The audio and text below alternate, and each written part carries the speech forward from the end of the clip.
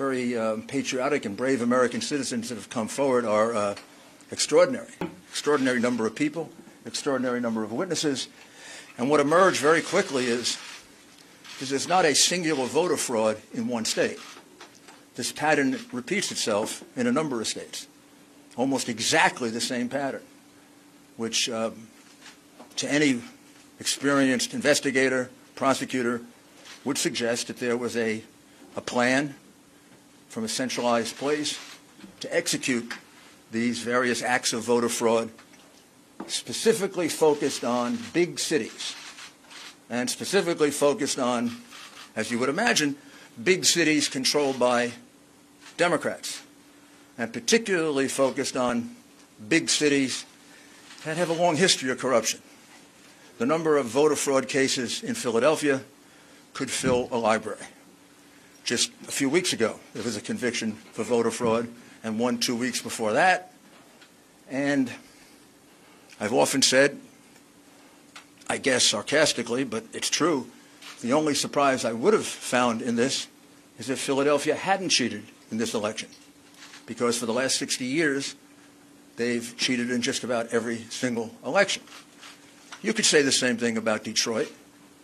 Each one of these cities are cities that are controlled by Democrats, which means they can get away with anything they want to do. It means they have a certain degree of control over, certainly control the election board completely, and they control law enforcement. And unfortunately, they have some friendly judges that will issue ridiculously irrational opinions just to come out in their favor. So let's start with the specifics. Pennsylvania. In Pennsylvania, the margin of victory now for Biden, which is not a victory, it's a fraud, is 69,140 votes. That we are now at a count of 682,770 ballots, for which we have affidavits that there was no inspection of that ballot at the time that it was entered in the vote. It was a mail ballot. Mail ballots are particularly prone to fraud.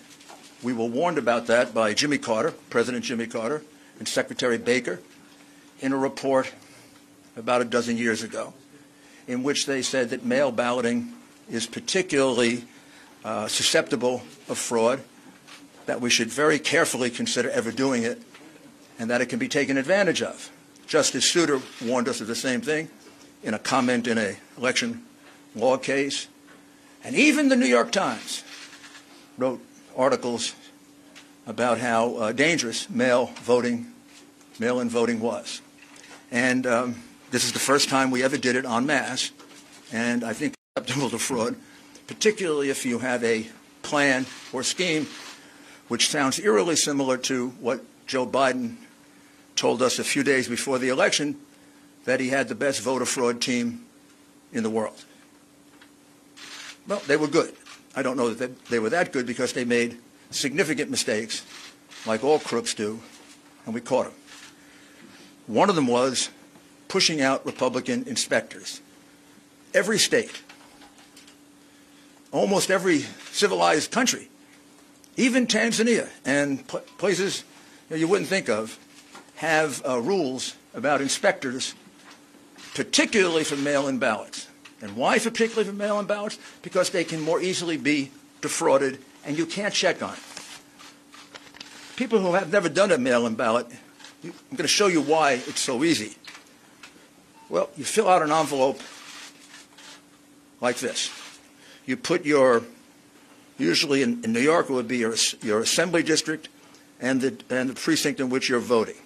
You fill out your name and your address, and you sign it. You then use an inner envelope, and you put the ballot inside the inner envelope. You seal it all, and you send it in. When it's being counted, almost invariably in the United States, up until the mass cheating that went on in this election, a Republican and a Democrat inspector, as well as others, if there are other parties, is allowed to watch the unsealing of this ballot. It used to go on all over America when we conducted honest elections. Because the only time you can ever find out if it's a fraudulent ballot is when it is looked at. The minute you approve this, it's thrown away, gone for eternity. The only thing left is the vote. That could have been Mickey Mouse. That could have been a dead person. That could have been not filled out properly. That could have been the same person 30 times. That could have been, and all these things have happened, by the way. That could have been nothing filled out. We'd never know. So, for example, the recount being done in Georgia will tell us nothing, because these fraudulent ballots will just be counted again because they wouldn't supply the signatures to match the ballots. So it means nothing to have counted these ballots because, for example, in Pennsylvania, where we have probably our most precise evidence, 682,770 of these ballots were cast, put in, and they weren't inspected, which renders them ballots that are null and void, cannot be counted, have to be removed from the vote. Why? For several reasons, not the least of which is that was basically only one of 2 places in the state where it was done. So in the other parts of the state, there was a legitimate inspection of the ballots. So if you have 2 different standards in different parts of the state, one favoring one part of the state, the other disfavoring the other part of the state, that's a classic violation of the Equal Protection Clause of the United States Constitution. Bush v. Gore being the most recent case that teaches that. That's not the only fraud that went on in Pennsylvania. All of the other frauds carried out in the other states by the Democrat bosses happened there as well.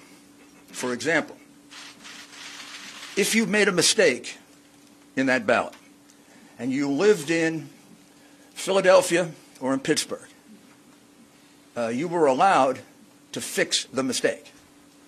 But if you lived in what would be considered more Republican or Trump parts of the state, you were given no such right. One of our plaintiffs, Mr. Henry, cast an absentee ballot, and he failed to put it in the secure envelope inside. He just put it in open, naked. That ballot was cast aside because it was invalid, because that breaks the privacy of the vote. In Pittsburgh and in Philadelphia, if they noticed that there wasn't an inner envelope, they'd contact the voter and allow him to vote again. Or if he didn't fill it out completely, or if he made a mistake and didn't sign his full name, he was allowed to cure it. There is no such provision under the law of Pennsylvania. The Democrat Secretary of State made that up in order to maximize the votes in Philadelphia and Pittsburgh and to minimize the votes in the other parts of the state. Clearly illegal, clearly voter fraud, easily provable, hundreds of witnesses, maybe thousands. We have, to give you another example, we have 17,000 provisional ballots cast in Pittsburgh. Do you know what a provisional ballot is? Provisional ballot usually happens this way, and about 15 of the 17,000 happen this way. You walk in and you say, "I'm here to vote today." "Oh, Mr. Giuliani, you already voted." "I did? I don't remember voting." "Oh, yes, you cast an absentee ballot." "No, I didn't." "Yes, you did." "No, I didn't." "Yes, you did." So why does that happen 17,000 times in Pittsburgh? People walked in thinking actually 15,000 to be precise. Why did it happen 15,000 times that people in Pittsburgh walked in to vote and they had already voted according to the Democrat election machine? Did they forget? That many people with bad memories in Pittsburgh? Or is the following correct? That as witnesses will testify, they were instructed by the Democrat bosses when they had a ballot in which there was no one registered, just assign it to somebody. Just assign it to Rudy Giuliani. So when maybe Rudy Giuliani wouldn't show up to vote. And if he does show up to vote, we'll give him a provisional ballot. That is what we call circumstantial evidence of the fraud. The direct evidence of the fraud are the people who will testify that, in fact, that's what happened to them, as well as the 50 to 60 witnesses we have for the way they were treated and not allowed to inspect the ballots. They weren't just not allowed to do it. They were pushed. In a few cases, they were assaulted. In all cases, they were put in a corral so far away, probably the closest they got is from here to the back of that room. We could do like a, did you all watch My Cousin Vinny? You know the movie? It's one of my favorite war movies because he comes from Brooklyn. And when the nice lady who said she saw, and then he says to her, how many fingers do I got up? And she says, 3. Well, she was too far away to see it was only 2. These people were further away than my cousin Vinny was from the witness. They couldn't see a thing. Now, I don't know. You're going to tell me that 60 people are lying? They didn't just tell me this. They swore under penalty of perjury, which is something no Democrat's ever done. You don't even ask Biden about this. You don't put him under penalty of perjury. He doesn't even get asked questions about it. He doesn't get asked questions about all the evidence of the crimes that he committed. These people are under penalty of perjury. Their names are on an affidavit. They swear that they weren't allowed to carry out their function as inspectors. And it's not just a technical thing. There's a reason they did it. Why would you not allow people to carry out the function they've been allowed to do for 50 years, 60 years? Why wouldn't you allow inspections of those ballots? Because you knew you were going to use those ballots to catch Biden up. And you had a big road ahead of you. You had to catch him up for 700,000 to 800,000 votes that he was behind. And the only way you were going to do it was with the mail-in ballots. You couldn't have a Democrat and Republican inspector around. They don't even have Democrats watching it, because they'd be afraid that there'd be honest Democrats who would say, you're cheating. So that takes us to Michigan, where there was an honest Democrat who said they were cheating. And we'll show you her affidavit, because I know you keep reporting falsely that we have no evidence, that we have no specific acts of fraud. That's because the coverage of this has been almost as dishonest as the scheme itself. The American people are entitled to know this. You don't have a right to keep it from them. You don't have a right to lie about it. And you are. I mean, you don't report to them that a citizen of this country, a very fine woman, who is willing to allow me to give you her name.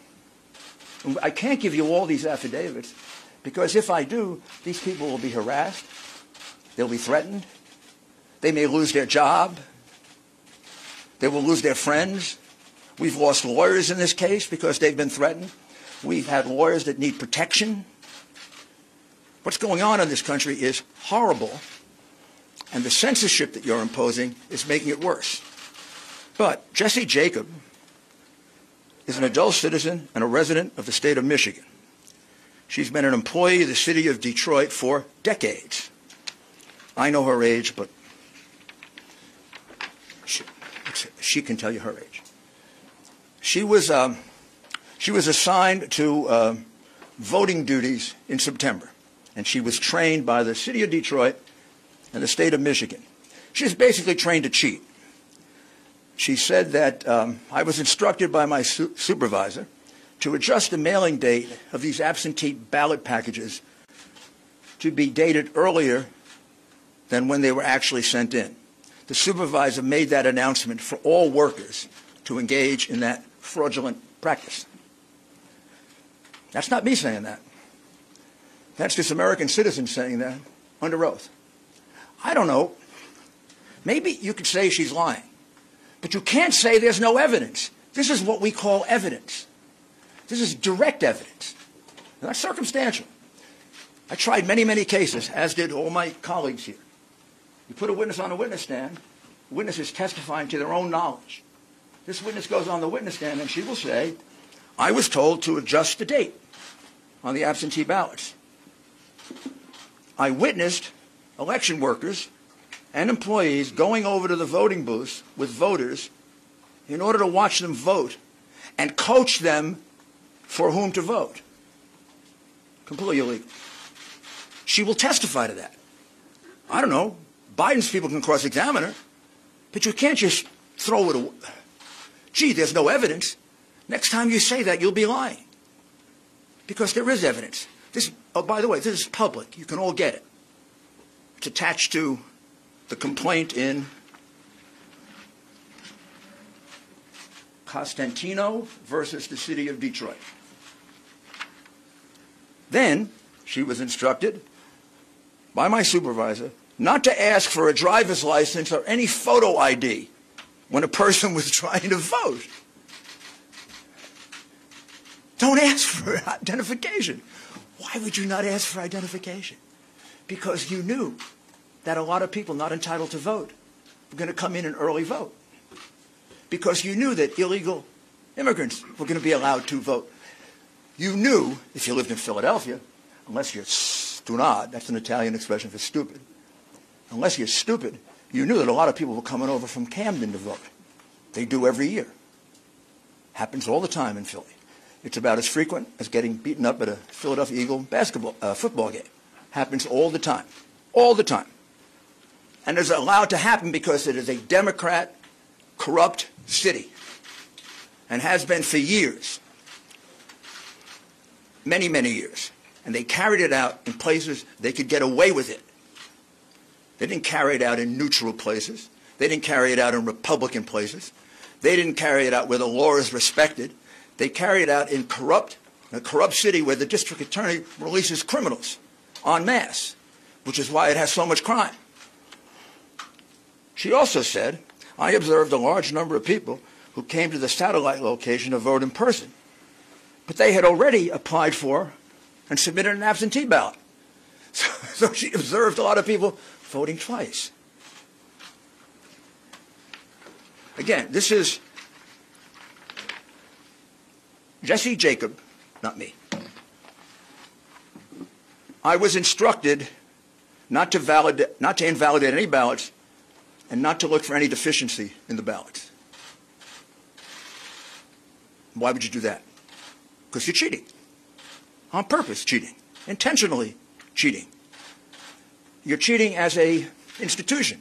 This is an instruction from the election commissioner or the employer to the worker. Don't look for any deficiencies in the ballots. I was instructed not to look at any of the signatures on the absentee ballots. If she was instructed to not to look for any of the signatures on the absentee ballots, why the heck do you sign it in the first place? In order to identify it. She was instructed not to do that because many of the absentee ballots were fraudulent, and they knew that. And they didn't want to have a count of that. On November 4, 2020, I was instructed to improperly predate the absentee ballots when the receipt date was actually was after November 3rd, 2020. Now, this is really significant because Justice Alito of the Supreme Court instructed Pennsylvania that any ballot that comes in after 8 o'clock on November 3rd, 2020, had to be put aside and not opened because there's a question as to its legality and its constitutionality. What she's telling you is that they blatantly disregarded that order, that they took ballots that were marked the 4th and the 5th and the 6th, and they marked it down for the 3rd in blatant disregard of the order of the United States Supreme Court. This is I don't know if she's a Democrat or Republican. I assume if she's working for the city of Detroit that she's a Democrat. I assume, but I may be wrong. She's a citizen. I've never met her, never coached her.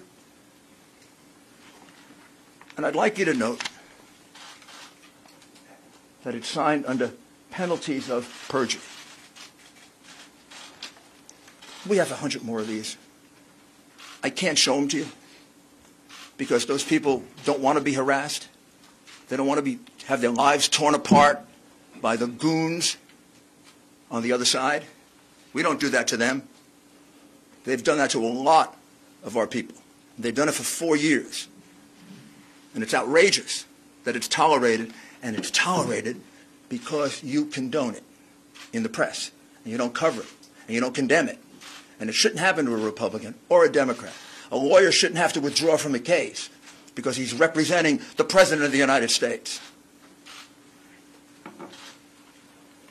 There are many more affidavits here. I'd like to read them all to you, but I don't have the time. You should have had the time and energy to go look for them. That's your job. Like it's my job to defend the President and to represent the President. It's your job to read these things and not falsely report that there's no evidence. Do you know how many affidavits we have in the Michigan case? 220 affidavits. They're not all public, but 8 of them are. 4 affiants here, those are people who give affidavits, report an incident that under any other circumstances would have been on the front page of all your newspapers if it didn't involve the hatred that you have, irrational, pathological hatred that you have for the President. What they swear to is that at 4:30 in the morning, a truck pulled up to the Detroit Center where they were counting ballots. The people thought it was food, so they all ran to the truck. It wasn't food. It was thousands and thousands of ballots. And the ballots were in garbage cans, they were in paper bags, they were in cardboard boxes, and they were taken into the center. They were put on a number of tables. At that time, they thought all the Republican inspectors had left, all but 2 had, and an employee of Dominion, who we will address a little bit later, Dominion. And here's what they jointly swear to, that every ballot that they could see, everything they could hear, these were ballots for Biden. When they saw a ballot, these were ballots only for Biden, meaning there was no down ticket, just Biden.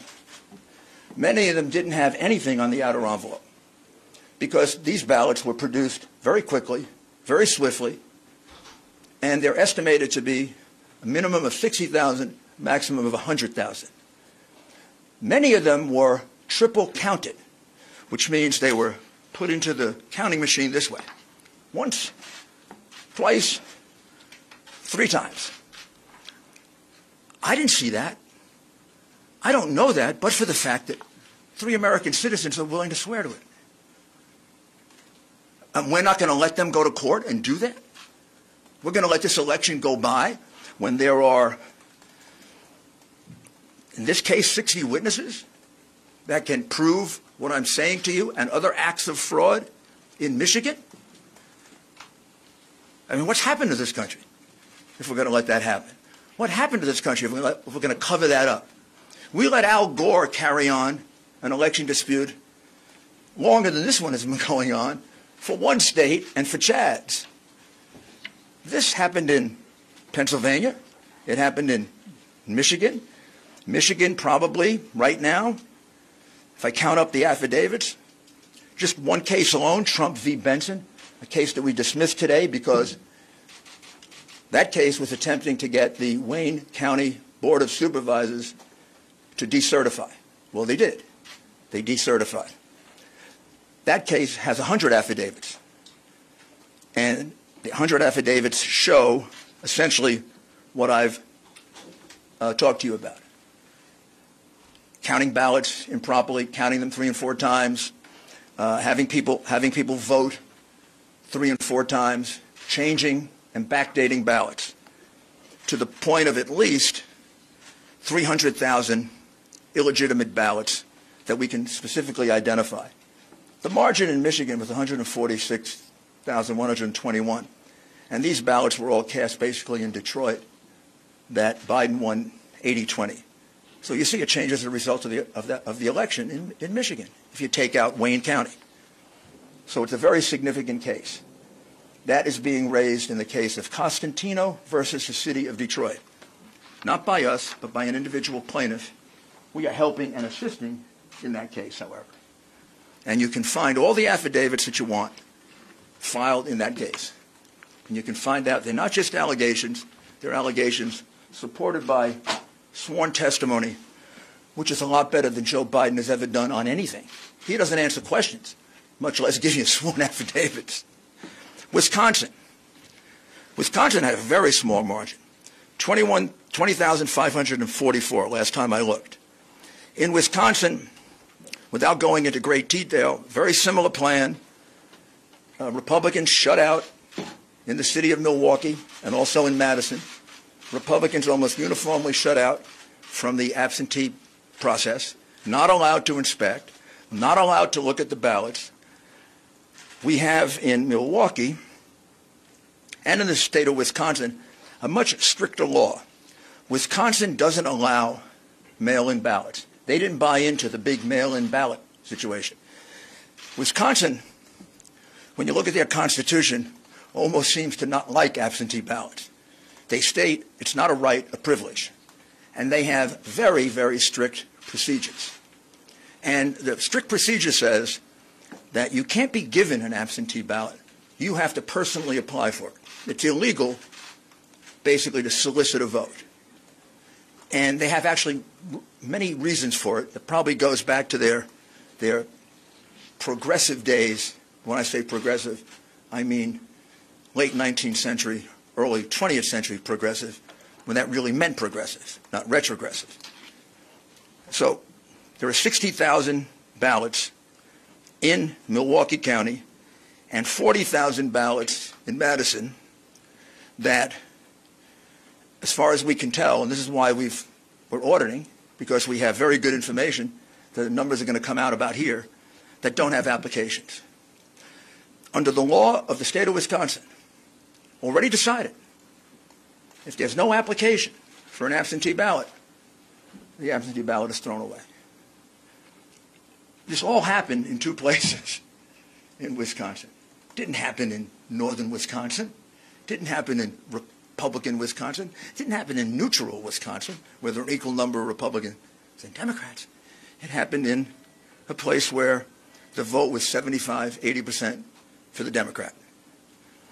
You take away any number of those, and that 20,000 lead disappears.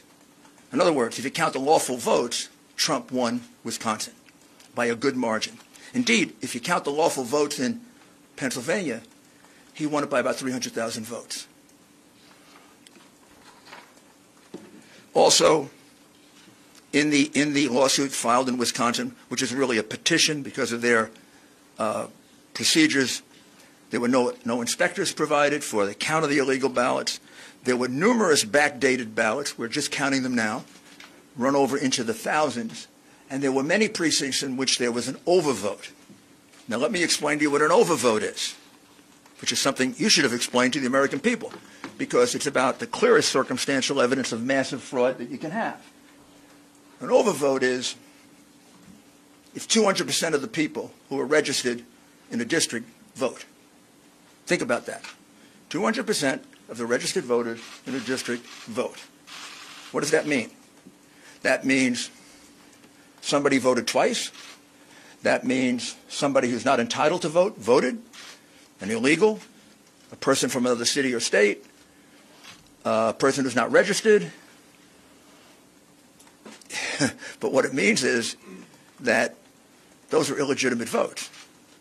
You don't have an overvote of 200% or 300%. You don't have an overvote of 100%. Most precincts don't have 100% turnout. In fact, classically, it's considered to be an overvote if you go over 80%. Well, in Michigan and Wisconsin, we have overvotes in numerous precincts of 150%, 200%, and 300%. One of the reasons why the two Republicans did not certify in Wayne, Michigan, Wayne County, Michigan, is because the overvote was so high, monstrously high. In about 2/3 of the precincts, in the city of Detroit, which means magically 2 and 3 times the number of registered voters turned out to vote. In fact, we have precincts in which 2 times the number of people who live there, including children, voted. That's absurd. The frustration of this is, what I'm describing to you is a massive fraud. It isn't a little teeny one. It isn't, 100 votes switched here or there. Georgia. We're about to file a major lawsuit in Georgia.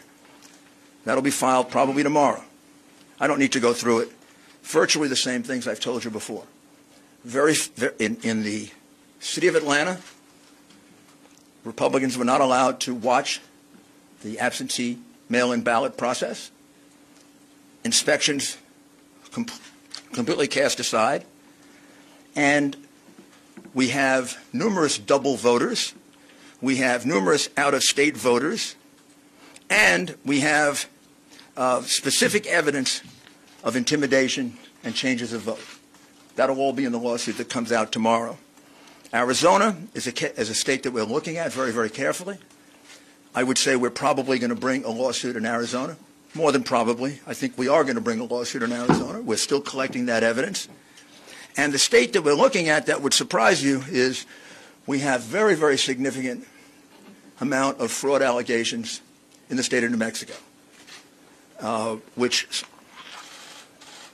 and we have a significant number of allegations in the state of Virginia. I don't know yet whether the number in Virginia will reach the number that can turn the election. In the states that we have indicated in red, Georgia, Pennsylvania, Michigan, Wisconsin, Nevada, and Arizona, we more than double the number of votes needed to overturn the election in terms of provable illegal ballots. All you got to do to find out if I'm misleading you at all is to look at the lawsuits. Look what's alleged. Look at the affidavits. Maybe we can supply more affidavits. In order to do it, I have to get permission from the people. But in the materials I have here, there are at least 10 that come from citizens. We have 1,000 at least. And we're getting more every day. And there are other aspects of this fraud that, at this point, I really can't reveal. This is really enough. It's enough to overturn any election. It's disgraceful what happened. And I'll conclude by asking you to just think about this for a minute. What happened on the morning of November 3rd when they were going to count this new kind of ballot, this mail-in ballot? Did every Democrat leader in Pennsylvania and in Michigan and in Wisconsin and in Georgia and in Nevada and in Arizona, they all wake up and all separately have the same idea? Did they all separately have the idea that we're going to put Republican inspectors in pens? We're not going to let them look at mail-in or absentee ballots? They all independently come up with that. Like, just by coincidence. They say, hey, we're going to put the Republicans in pens and corrals. We're going to do it in Pittsburgh. We're going to do it in Philadelphia. We're going to do it in Detroit. We're going to do it in Milwaukee. We're going to do it in Las Vegas. We're going to do it in Phoenix. What did I miss? Oh, we're going to do it in Atlanta. Or isn't the logical conclusion that I think any jury would accept as they heard this evidence that somebody had this plan? Maybe that was always the plan, to do this very, very questionable form of voting, which has been criticized by President Carter, by Secretary Baker, by most experts on election reform. I think the logical conclusion is this is a common plan, a common scheme. It comes right directly from the Democrat Party, and it comes from the candidate. Clearly. That's the reason why Hillary Clinton said, don't concede, even if you're losing. That's the reason we had a Freudian slip by the candidate. And he said he had the best voter fraud team in the country. That's the reason why he probably didn't have to go out and campaign. He had to have known what they were going to do. This had to be planned in advance. I'm kind of checking, did they go, to the same contracted to get the corrals to put the Republicans in. And this is a disgraceful thing that was done in this country. Probably not much more disgraceful than the things these people did in office, which you didn't and don't bother to cover and you conceal from the American people. But we let this happen. You know, we used largely a Venezuelan voting machine, in essence, to count our vote. We let this happen, we're going to become Venezuela. We cannot let this happen to us. We cannot allow these crooks, because that's what they are, to steal an election from the American people. They elected Donald Trump. They didn't elect Joe Biden. Joe Biden is in the lead because of the fraudulent ballots, the illegal ballots that were produced and that were allowed to be used after the election was over. Give us an opportunity to prove it in court, and we will. Now I'm going to ask Sidney Powell to describe to you what we can describe about another totally outrageous situation. I don't think most Americans know that our ballots get calculated, many of them outside the United States, and are completely open to hacking, completely open to change, and it's being done by a company that specializes in voter fraud. I'll let Sidney describe that to you. Thank you, Rudy.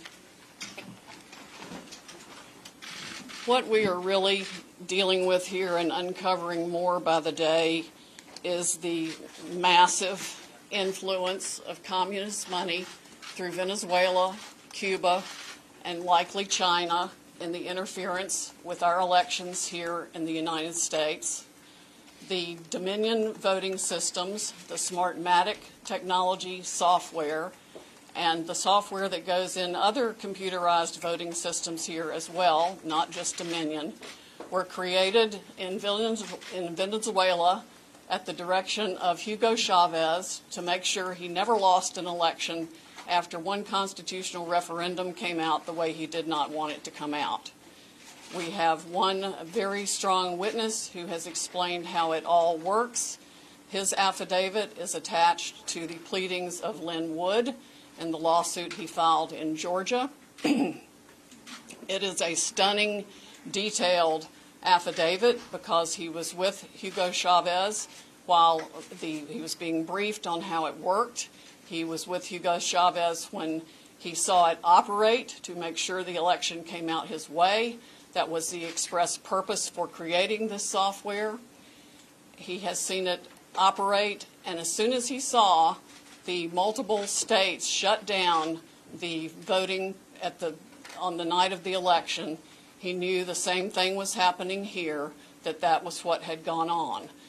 Now, the software itself was created with so many variables and so many back doors that can be hooked up to the internet or a thumb drive stuck in it or whatever, but one of its most characteristic features is its ability to flip votes.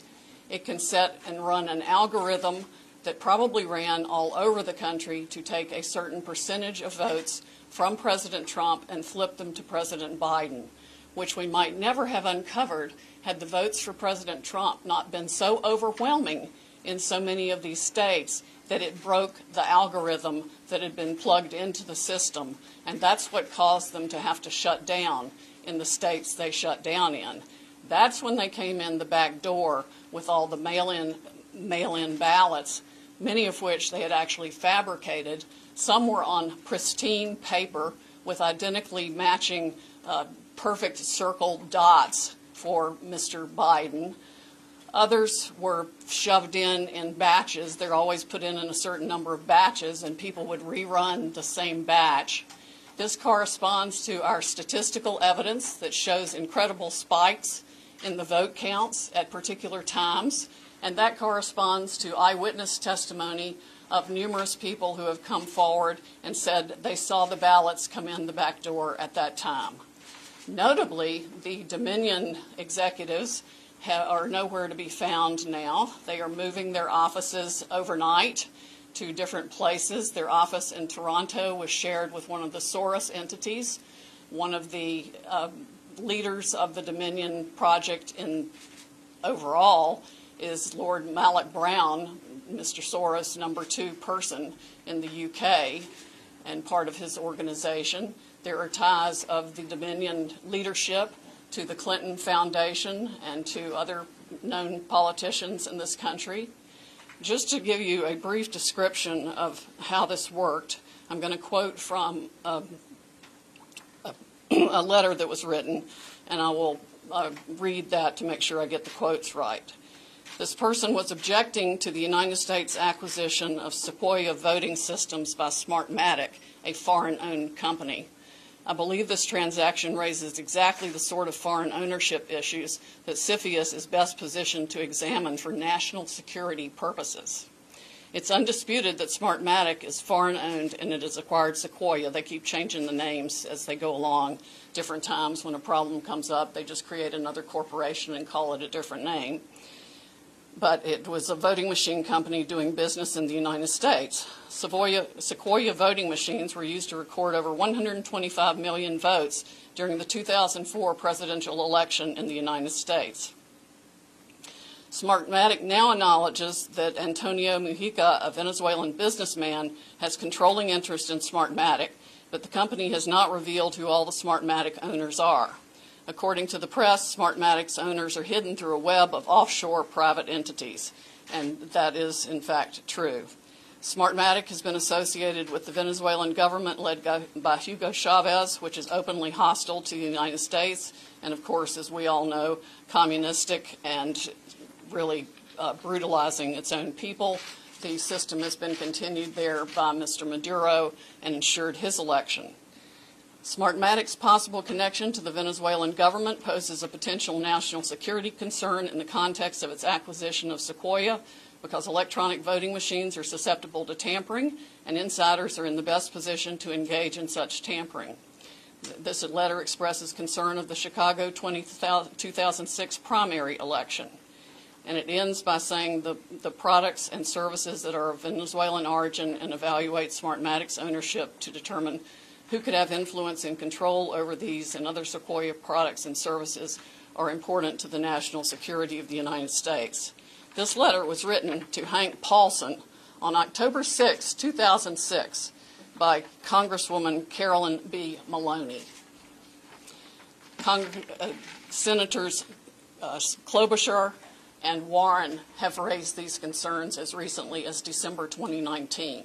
Why our government has not taken them seriously is beyond my comprehension, unless they have, some of the 3-letter agencies have used them themselves in other parts of the world. We know that the technology was exported to affect an election in Argentina. That's admitted by our friend who wrote the affidavit about Hugo Chavez and his interest in Smartmatic. Again, in 2006, Carolyn Maloney wrote the Honorable John Snow, the Secretary of the Treasury, about the issues. Speaking of Smartmatic's leadership, one of the Smartmatic patent holders, Eric Coomer, I believe his name is on the web as being recorded in a conversation with Antifa members saying that he had the election rigged for Mr. Biden, nothing to worry about here, and they were going to F Trump. His social media is filled with hatred for the president and for the United States of America as a whole, as are the social media accounts of many other Smartmatic people. There has been widespread use of this. Dominion itself is utilized in 2,000 jurisdictions in 30 states. It has been uncertifiable in multiple states who realized all the problems that it had, including Texas. Experts have described it across the board, from a Princeton group of 3 professors to experts that we have talked to about its end-user vulnerabilities. People can admittedly go in and change whatever they want. They can set the ratio of votes from one thing to another. They can say that a Biden vote counts as 1.25 and a Trump vote counts as 0.75. And those may be the numbers that were actually used here. It's not just the swing states that were affected. The algorithm was likely run across the country. to affect the entire election. Like I said, we only discovered it this year because of the overwhelming number of votes for President Trump in the swing states that caused the machines to have to shut down for them to backfill for adding votes. We have evidence of different numbers of votes being injected into the system, the same identical, unique 6-digit number multiple times in at least 2 states that we've analyzed so far, and I'm talking about like 341,542 votes for Biden and 100,012 for Trump. There's no explanation, no logical explanation for the same numbers being injected 20 minutes apart into the machine. The software manual itself, you can download it from the internet, and I would encourage you all to read it because it specifically advertises some of these things as features of the system. Why it was ever allowed into this country is beyond my comprehension, and why nobody has dealt with it is absolutely appalling.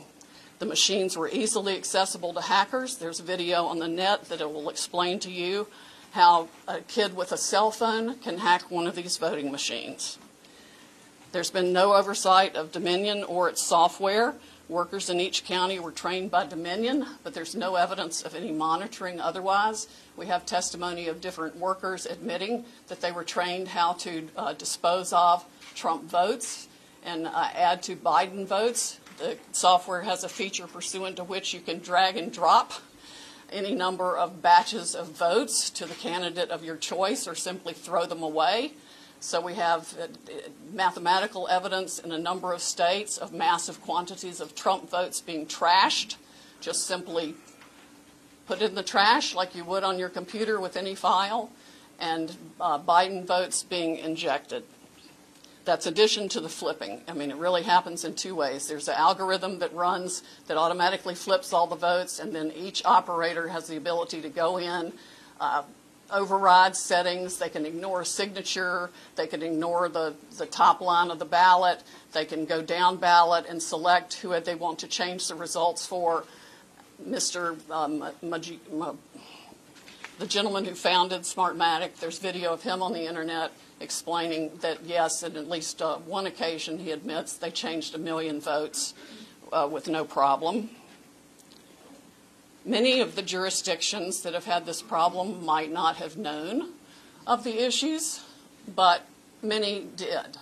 And I think a full-scale criminal investigation needs to be undertaken immediately by the Department of Justice and by every state's equivalent, Attorney General's office or state investigatory unit, because there's evidence of different benefits being provided to the people who spent $100 million of taxpayer money at the last minute for their state to get the Dominion voting systems put in time for this election in different ways. There's one person that a lawyer told me got, quote, election insurance, meaning that he would be able to make sure he was elected.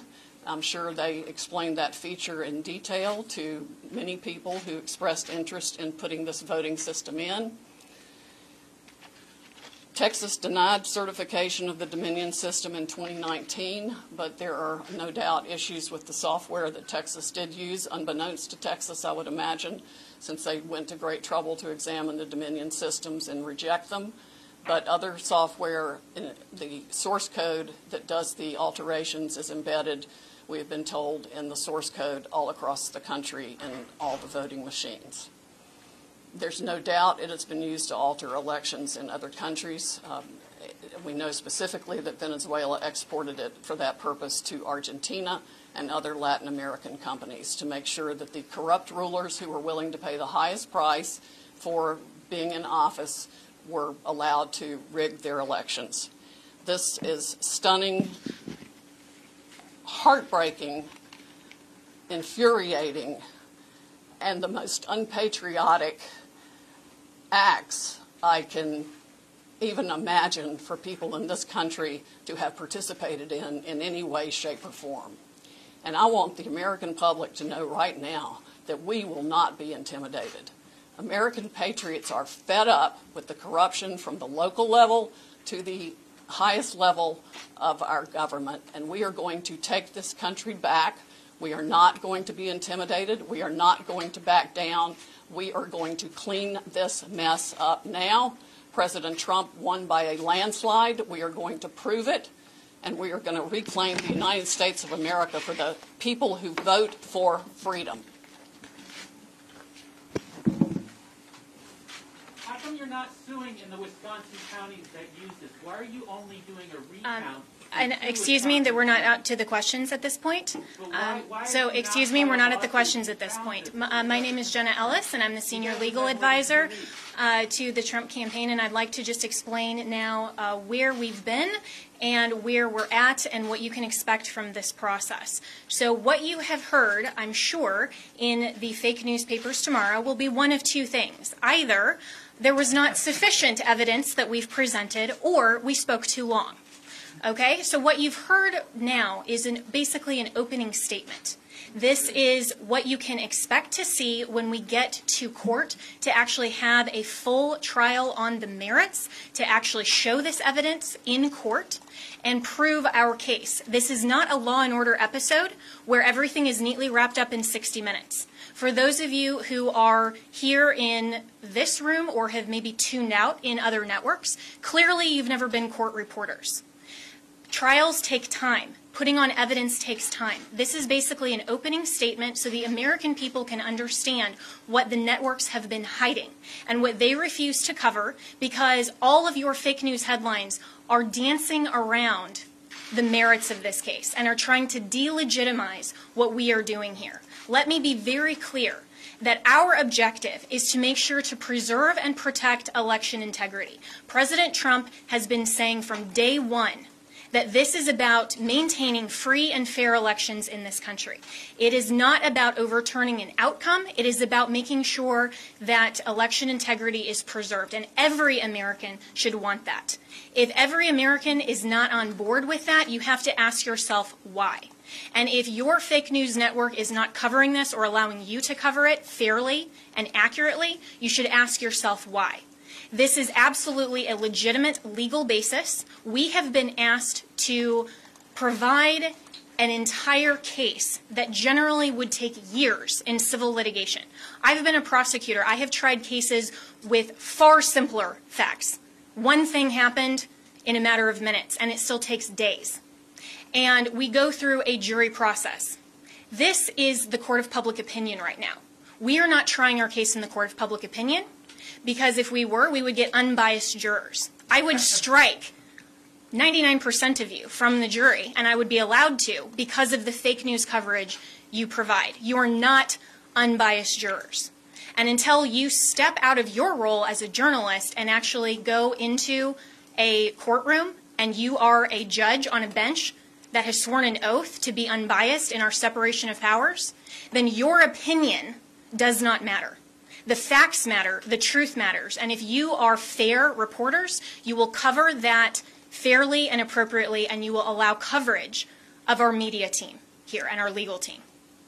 That is absolutely shocking that all you cover are around the margins, and I've seen all of you taking pictures right now, and I can anticipate what your headlines are going to be. If you are not willing to talk about the evidence that has been presented, then that is absolutely unacceptable for journalistic standards. This is an opening statement. This is something where we have told you what the evidence will show, and we have given you a brief description. That happens in a courtroom all the time, where that's not the fact-finding process. That is just an overview. That is what we have given you today, because the American people deserve to know what we have uncovered in the last couple of weeks. Remember, this is such a short time frame. And this is an elite strike force team that is working on behalf of the president and the campaign to make sure that our Constitution is protected. We are a nation of rules, not a nation of rulers. There is not someone that just gets to pick who the next president is outside the will of the American people. And that is our task, because when we talk about voter fraud, it's actually election official fraud. That cannot stand. The Constitution requires that the state legislatures are the ones that make election law. It still has to go by the U.S. Constitution. But what has happened in this case is that state and local level officials and all the way up have changed the rules. That's what the Democrats do. If they don't like the rules, they change them. And they change them at the last minute. They manipulate them. They want to tear down our American system.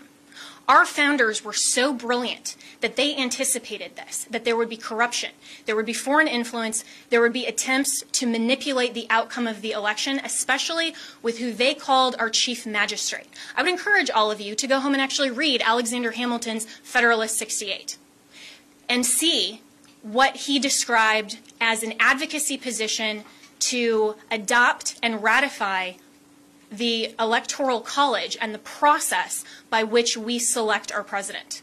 We select our president through the Electoral College not because it disenfranchises voters, but because it is a security mechanism for exactly the type of corruption that we are uncovering. And every American should be grateful and thankful that our founders had the foresight to put in those protections and provisions to make sure that your legitimate legal vote is not disenfranchised. That is what we are advocating for. We want to make sure to protect election integrity, and your president, President Trump, we are so proud that he is in this fight because he understands that when he swore his oath of office, he swore an oath to uphold and defend the United States Constitution. That is what he is doing. And that is what we are doing. We are confident that through this multiple pathway to victory, we will get to the actual outcome that the evidence shows.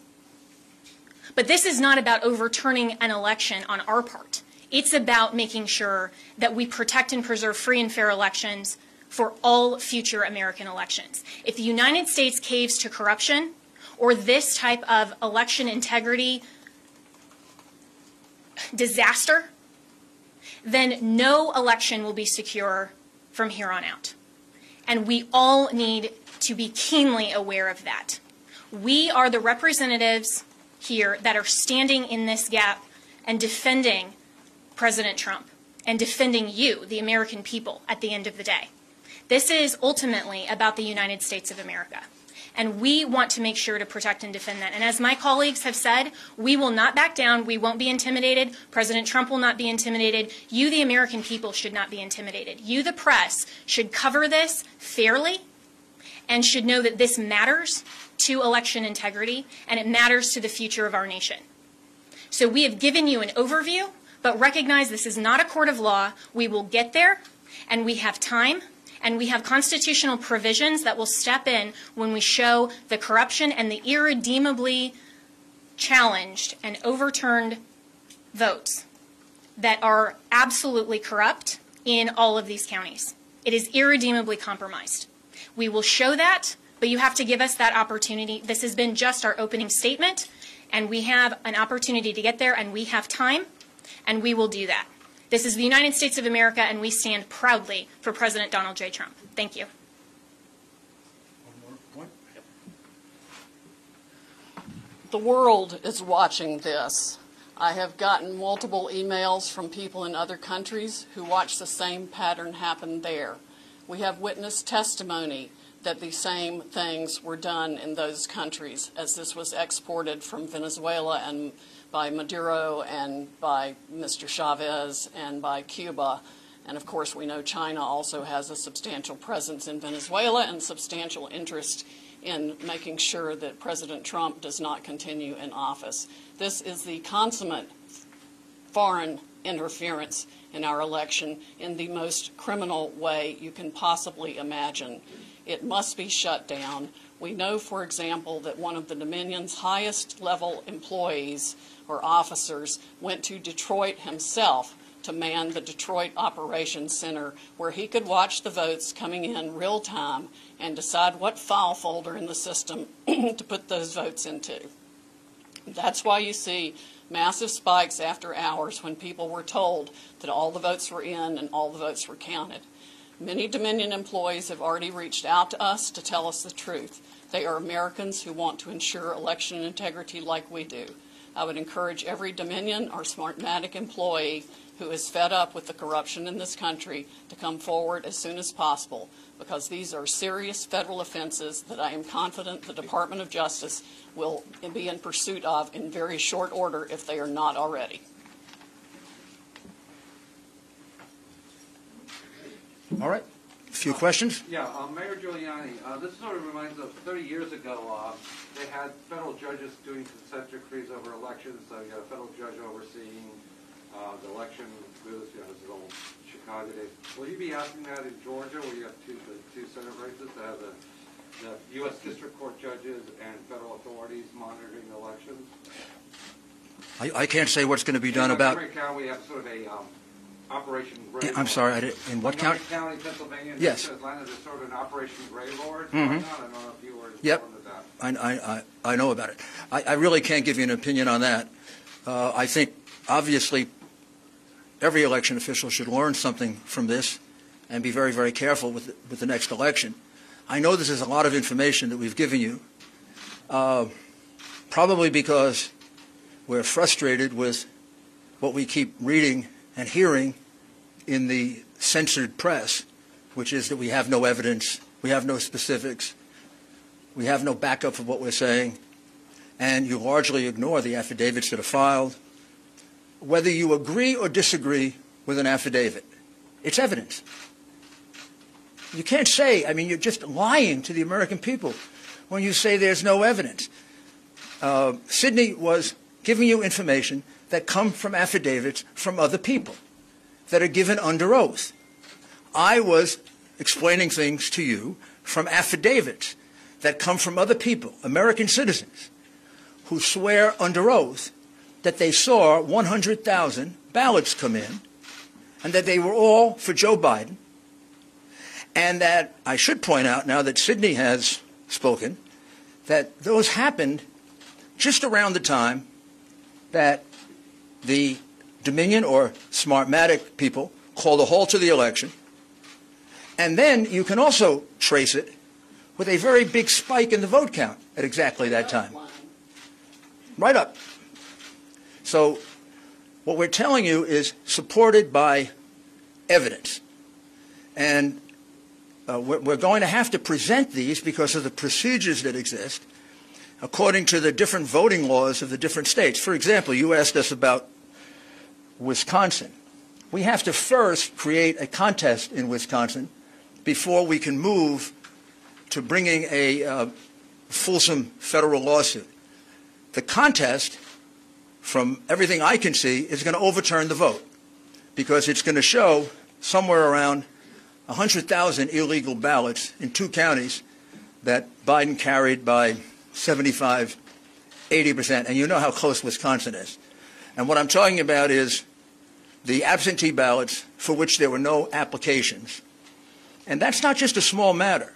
The reason for the application and the reason to keep all these things together is precisely to avoid what the Democrats did in this election, which is to misuse the absentee ballot process and the mail-in ballot process in order to cheat. So they really cheated in 2 respects. They cheated with the machines. Instead of asking me, are we going to bring a lawsuit in Wisconsin, which we will if we have to, you should have asked me, and you should be more astounded by the fact that our votes are counted in Germany and in Spain by a company owned by affiliates of Chavez and Maduro. Did you ever believe that was true? Did any of you here believe that that was possible? Of course it's not. Of course it shouldn't be possible. I don't know if we're going to have time to develop all that in time to fill the requirements of all these cases. We have enough evidence without that to overturn this election. We have it from the affidavits of American citizens. But that's a matter of national security that we're talking about now. Very, very serious matter of national security. Please don't make light of it. And don't act like you knew it. Don't act like it isn't a surprise. If that's not a headline tomorrow, then you don't know what a headline is. There isn't a single person in this country that would have believed that we have states that are stupid enough to have our vote sent out of this country.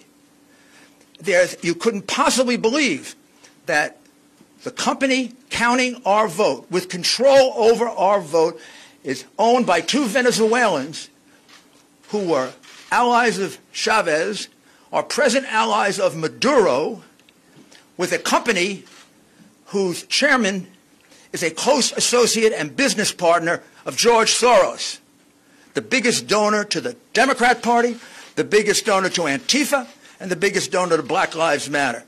My goodness, what do we have to do to get you to give our people the truth? Yes. Thank you, Giuliani. My name is Liz Willis with RSBN. Some on this legal team have mentioned before that people close to the Trump campaign are pressuring them to drop the investigation into Dominion. Can you go further into detail and tell us specifically who those people are? Also, if it's possible, can you tell us if they work with some of our powerful defense groups in the United States, such as the CIA? The last part was, do they work With defense groups. with defense groups and the CIA? First, I'm in charge of this investigation with Sydney and the people that you see here. There's been no pressure to stop investigating Dominion. No one's In fact, there's pressuring y'all to stop. no, there's pressure to go as fast as we can. I mean, I think there was uniform shock when we first heard it. I think when I first heard it, I didn't believe it until Sydney showed me the documents. And in fact, I feel kind of stupid, and you all should, because all you had to do is go online and find out that Smartmatic is owned by Venezuelans close to Chavez. You can Google it. Well, unless they take it down. I preserved it, so you can find it. Not, and by the way, the Coomer character, who is close to Antifa, took off all of his social media. But we kept it. We've got it. The man is a vicious, vicious man. He wrote horrible things about the president. He is completely biased. He's completely warped. And he specifically says that they're going to fix this election. I don't know what you need to wake you up to do your job and inform the American people, whether you like it or not, of the things they need to know. This is real. It is not made up. It is not, there's nobody here that engages in fantasies. I've tried 100 cases. I prosecuted some of the most dangerous criminals in the world. I know crimes. I can smell them. You don't have to smell this one. I can prove it to you 18 different ways. I can prove to you that he won Pennsylvania by 300,000 votes. I can prove to you that he won Michigan by probably 50,000 votes. When I went to bed on election night, he was ahead in all those states, every single one of those states. How is it they all turned around? Every single one of them turned around. Or is it more consistent that there was a plan to turn him around? And since there are witnesses who say there was a plan to turn him around, and it kind of begs credulity to say that it all happened in every single state, my goodness, this is how you win cases in a courtroom. Sir, is it your goal here to pressure officials and lawmakers in these battleground states to block or delay certification so the GOP can pick their own electors? Is that the end game here? Our goal here is to go around the iron curtain of censorship. That what publication are you with? CNN. It's to go around the outrageous iron curtain of censorship and get facts to the American people that if you were a fair and honest network, you'd have been reporting for the last 2 weeks. These are facts. These are things that actually happened. These people really wrote these affidavits. These affidavits are really part of the public record. You're concealing them, you're covering them up, and our role here is to do your job because you don't do it. Mr. Mayor, Chanel?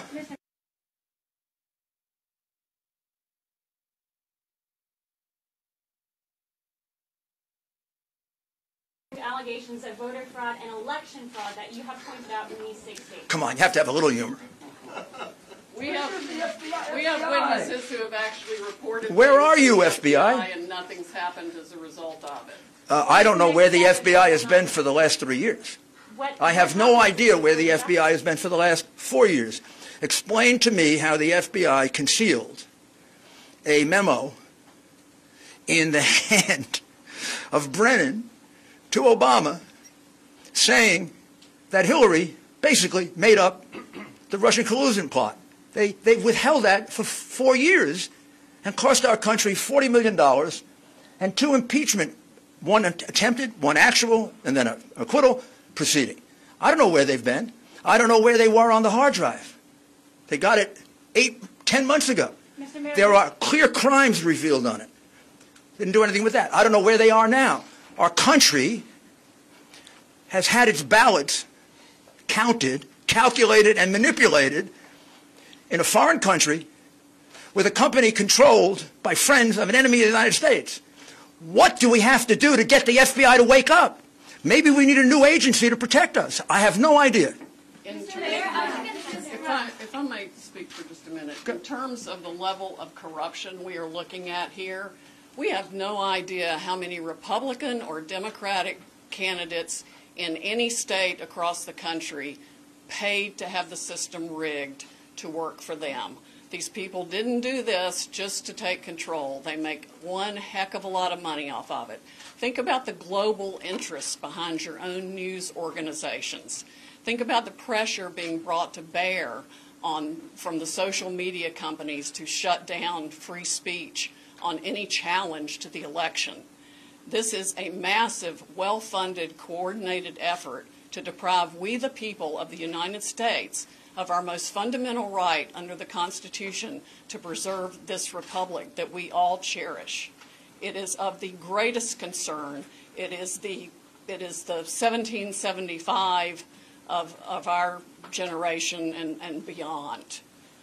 Sydney, speaking Yes. of our votes being held and processed, tabulated overseas, there's reports that there was a piece of hardware, possibly a server, picked up in Germany. Is that true, and is it related to this? That is true. It is somehow related to this, but I do not know whether good guys got it or bad guys got So it. we don't know who picked it up. Cindy, I have a question on Cindy. This is Wisconsin, where the counties that use Dominion systems. I can only hear one person at the time. I'm going to take the one with the hands raised. I'm with Just the News. Yes. So question for you, Cindy. First, on the issue of the machines, do you plan to have, are you seeking a court order to either seize or subpoena or just to gain access to any of these machines in any of these contested districts? Have you begun that process? And when can we expect a timeline on that? And then for you, Mr. Mayor, you mentioned in Wisconsin and in Michigan these issues of overvoting. Where can we learn more about this? You're saying 150, 200%? Up to 350% in some Sure. places. Where would we get access to that data? And then to what extent were those people who showed up to vote in person? Because in Michigan, for example, they did allow same-day registration. Yes, well, the same-day registration causes problems with the vote signature and the registration itself. That's a whole different system that makes it impossible, really, to validate the signature. I mean, one person could sign the same name. I could sign John Smith, I could sign Kay Smith, I could sign, on both things and run 50 ballots that way. And we've got some evidence of that being done as well. Rudy, do you want to speak to the other part of it? Sure. We have now 3 overvote analyses done. One for Pennsylvania, one for Michigan, and one for Wisconsin. We're in the process, Georgia. We're in the process of doing the others. I'll check to see if it's appropriate for us to make it public. Well, I imagine it is, but you could actually do it. Yeah. You could do it yourself. A lot of the analysis comes from the real-time data that came through to the news medias the night and following the election. And some entrepreneurs out there have started crunching data themselves, in addition to multiple experts who could easily recognize, with the mathematical brain that I do not have, the beyond explicable deviations to the point of mathematical impossibility that 186,000 votes come in at once, all for Joe Biden. That's like flipping a coin 186,000 times and it lands on heads every time. That does not happen. There is no reasonable explanation for the upshoots, the straight lines up. I'm not even talking about an angle. I'm talking about some massive straight lines up in the vote tallies. in the middle of the night after they've supposedly stopped counting. And that's when the Dominion operators went in and injected votes and changed the whole system. And it affects votes around the country, around the world, and all kinds of massive interests of globalist dictators, corporations, you name it. Everybody's against us except President Trump and we the people of the United States of America. You've spoken of unleashing the Kraken. Is the country ready for this? I mean, Americans should be astonished at what you're saying here today. Is the country on the verge of an electoral breakdown? We've already had it. We have already had that electoral breakdown. But the Constitution, as Jenna explains, has provisions in it for how you fix this. And there should never be another election conducted in this country, I don't care if it's for local dog catcher, using a Dominion machine and Smartmatic software. We've got to have an American company that uses paper ballots that we can all verify so every one of us can see that our vote is our vote. Why are you not requesting recounts in Wisconsin counties that use Dominion software? You're requesting recounts in 2 counties that don't use the software at all. Because this case is not only about, remember, this case didn't begin with Dominion. This case began, and this case can be proven the old-fashioned way.